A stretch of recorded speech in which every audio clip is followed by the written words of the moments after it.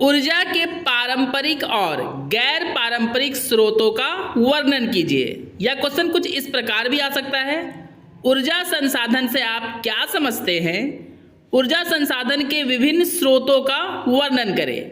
Semester 2 environmental science का ये बहुत ही इंपॉर्टेंट सवाल है, जिसे मैं आपको एक आसान नोट्स के साथ आसान भाषा में समझाऊंगा। अगर मेरा ये नोट्स आपके लिए हेल्पफुल हुआ तो मेरे चैनल को सब्सक्राइब करें, वीडियो को अधिक से अधिक लाइक एंड शेयर करिए। तो चलिए आंसर को डिस्कस करते हैं। जिन संसाधनों का उपयोग करके हम किसी मशीन को चलाते हैं या किसी वाहन को चलाते हैं या फिर घरेलू काम करते हैं, उसमें लगे ऊर्जा को ही ऊर्जा संसाधन कहते हैं। दोस्तों, काम चाहे जैसा भी हो, बिना ऊर्जा के करना पॉसिबल ही नहीं है। तो किसी भी काम को करने में लगने वाले ऊर्जा को ही ऊर्जा संसाधन कहते हैं।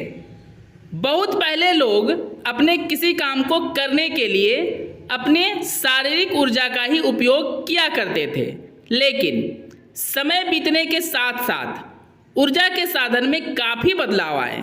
ऐसा इसलिए दोस्तों क्योंकि समय बीतने के साथ साथ साइंस ने भी विकास किया और साइंस ने हमें ऊर्जा के बहुत सारे साधन उपलब्ध करवाए, जिसका उपयोग हम लोग करते हैं। अभी के समय में ऊर्जा के 2 प्रकार के साधन हैं जो निम्नलिखित है। पहला है ऊर्जा के पारंपरिक स्रोत। वे सभी ऊर्जा के स्रोत जो लंबे समय से लोगों के द्वारा उपयोग किया जा रहा है, उसे ही ऊर्जा का पारंपरिक स्रोत कहते हैं। कोयला, पेट्रोल, प्राकृतिक गैस, लकड़ी, परमाणु ऊर्जा इत्यादि ऊर्जा के पारंपरिक स्रोत के उदाहरण हैं। क्योंकि दोस्तों इन सभी ऊर्जा के स्रोत का उपयोग काफ़ी लंबे समय से हम लोग करते आ रहे हैं और अपने काम को कर रहे हैं।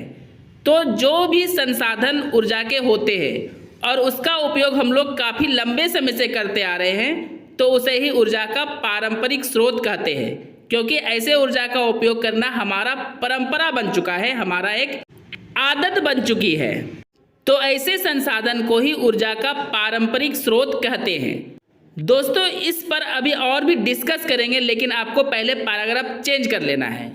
ऊर्जा के सभी साधनों का उपयोग काफ़ी समय से किया जा रहा है और ये सभी साधन गैर नवीकरणीय के स्रोत होते हैं। गैर नवीकरणीय को अनवीकरणीय भी कहते हैं दोस्तों, जिसका मतलब होता है वे सभी ऊर्जा के साधन जो अगर एक बार समाप्त हो जाए तो दोबारा हम लोग उसका उपयोग नहीं कर सकते हैं और उस साधन को बनने में, यानी उस ऊर्जा के साधन को बनने में लाखों हजारों वर्ष का समय लग जाता है। तो इसीलिए इसको गैर नवीकरणीय साधन कहते हैं या ऊर्जा का स्रोत कहते हैं। इन ऊर्जा के साधनों के प्रयोग से हमारा जीवन काफ़ी आसान और सुरक्षित हो गया है। इन साधनों के उपयोग से बिजली का उत्पादन काफ़ी लंबे समय से किया जा रहा है। तेल का उपयोग अनेकों तरह के मशीन को चलाने में तथा सभी प्रकार के वाहनों को चलाने में किया जाता है, जैसा कि हम लोग जानते हैं। और इन सभी का उपयोग हम लोग थोड़े समय से नहीं, काफ़ी लंबे समय से कर रहे हैं। तो इसे ही ऊर्जा का पारंपरिक स्रोत कहते हैं, क्योंकि इनका प्रयोग हम लोग काफ़ी समय से कर रहे हैं। जल विद्युत परियोजना को भी ऊर्जा के पारंपरिक स्रोत में ही रखा जाता है। इस ऊर्जा का भी उपयोग काफ़ी समय से और भारत के कई क्षेत्रों में किया जा रहा है। परमाणु ऊर्जा का उपयोग भारत के कुछ ही क्षेत्रों में किया जा रहा है। यह ऊर्जा कोयला से कम लागत पर ही तैयार कर ली जाती है, परंतु यह ऊर्जा काफ़ी कम मात्रा में ही उपलब्ध है, तो इसका उपयोग भी कम ही किया जाता है। तो ये सभी दोस्तों ऊर्जा के पारंपरिक स्रोत थे, जिसका हम लोगों ने डिस्कस किया और आई होप कि आपको अच्छे से समझ में आ गया होगा। अब आपको पैराग्राफ चेंज कर लेना है और हम लोग डिस्कस करेंगे ऊर्जा के गैर पारंपरिक स्रोत के बारे में। ऊर्जा के गैर पारंपरिक स्रोत वैसे स्रोत को कहते हैं जिसका उपयोग हमने कुछ ही समय पहले से करना शुरू किया है और इस स्रोत का उत्पादन अभी उचित मात्रा में नहीं हो रहा है। सीधा सा मतलब है दोस्तों, जिसका उपयोग कुछ समय पहले से ही, मतलब कुछ वर्ष पहले से ही किया जा रहा है और इन ऊर्जा के स्रोत का उत्पादन उतनी मात्रा में नहीं हो पा रही है जिससे लोगों के जरूरत को पूरा किया जा सके, तो इसी ऊर्जा के स्रोत को ऊर्जा का गैर पारंपरिक स्रोत कहते हैं। इस स्रोत का उपयोग भविष्य में सही से होने की पूरी संभावना है। सौर ऊर्जा, पवन ऊर्जा, ज्वारीय ऊर्जा, ये सभी ऊर्जा के गैर पारंपरिक स्रोतों के उदाहरण हैं। ऊर्जा के इन स्रोतों का उपयोग आने वाले समय में होगा और कुछ हद तक इसका उपयोग कुछ जगहों में होने भी लगा है। ऊर्जा के इस गैर पारंपरिक स्रोतों को नवीकरणीय ऊर्जा के साधन भी कहते हैं।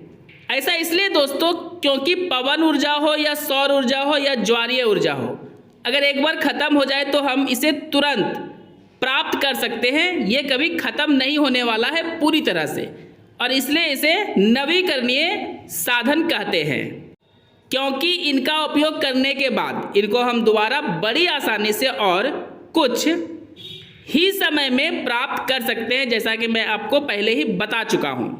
इन साधनों के उपयोग से किसी भी प्रकार का प्रदूषण भी फैलने का खतरा भी ना के बराबर होता है। मतलब सौर ऊर्जा हो या पवन ऊर्जा हो या ज्वारीय ऊर्जा हो, इन ऊर्जा का उपयोग जब हम लोग करेंगे तो प्रदूषण भी ना के बराबर ही फैलेगा।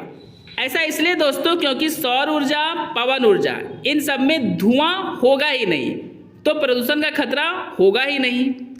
इन सभी स्रोतों का उपयोग आने वाले समय में सभी प्रकार के कार्य को करने में किया जाएगा। दोस्तों मेरा ये नोट्स अगर आपके लिए हेल्पफुल हुआ है तो मेरे चैनल को सब्सक्राइब करें, वीडियो को अधिक से अधिक लाइक एंड शेयर करें। आपको पैराग्राफ चेंज कर लेना है और लिखना है, संक्षेप में हम कह सकते हैं कि ऊर्जा के दो प्रकार के साधन होते हैं जो पारंपरिक और गैर पारंपरिक के नाम से जानी जाती है। आने वाले समय में ऊर्जा के गैर पारंपरिक स्रोतों का उपयोग ही किया जाएगा, ऐसा अनुमान लगाया जाता है।